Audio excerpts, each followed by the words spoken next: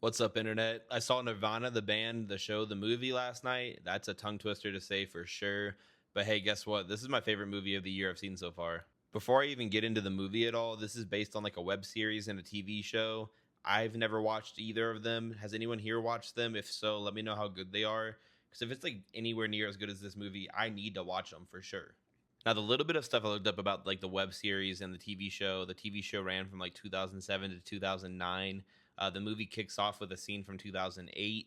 I'm assuming it's from that web series. Don't really know, but I'm assuming it was. We're following Matt and Jay in this. They're basically a band trying to make it to a venue. They want to play this venue really bad, but they're just making like the most obnoxious plans ever to make it like to this venue. They want to play it. They want to do it. They don't contact the venue. They just make these plans. They're like, yeah, we'll have a show if we just do this. So we start off with that plan from like 2008, and then we jump forward 17 years in the movie, which is kind of like a funny jump.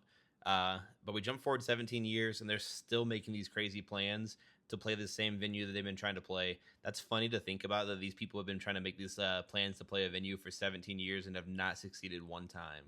When the movie like fully jumps into 2025 present day and we're getting this plan they're doing, it is so over the top and hilarious. It's very funny watching it play out. I'm gonna get into a little bit of spoilers though. I didn't know this going in because I try to avoid as much details of movies nowadays as I can. But minor spoilers. These guys end up fucking time traveling in this. They go back to 2008, kind of like to the start of their band, their web series. Pretty funny to see unravel here. I absolutely had no clue that's where this movie was going to go. We start off with these super fun hijinks in the present day, and then we get this like Back to the Future hot tub time machine segment going back to 2008, which I thought was hilarious. I was like 12 years old in 2008, so all these references of like posters, billboards, and everything going on. I just thought it was so hilarious. I ate it up. There's a movie theater scene here. Might be one of the funniest scenes I've seen ever. It was outrageous. I thought that was great. A lot of the stuff just back in this 2008 timeline was hilarious.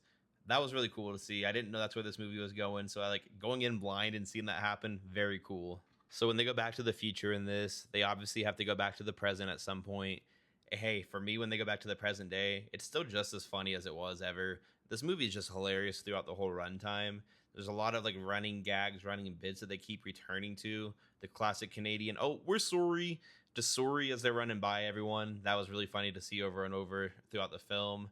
There's also like a running gag of them doing flashbacks in black and white from like just a little bit earlier in the film. They got funnier and funnier as it went on. It was like hilarious to see those gags, even though you like just saw them. I'm gonna wrap this one up because I don't want to get into spoilers too much on this because I want y'all to see this with like as little knowledge as possible.